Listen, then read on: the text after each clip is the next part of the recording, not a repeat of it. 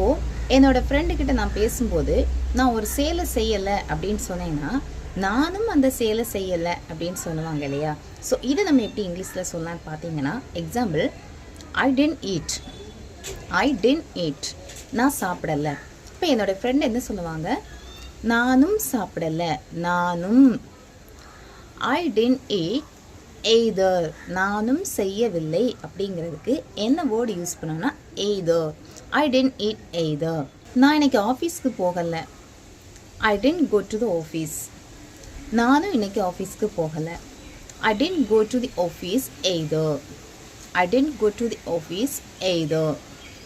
அவள் new dress எடுக்கலை அப்படின்னா என்ன, she didn't take new dress, she didn't take new dress. நானும் நியூ ட்ரெஸ் எடுக்கலை, அவள் எடுக்கலையா, நானும் எடுக்கலை.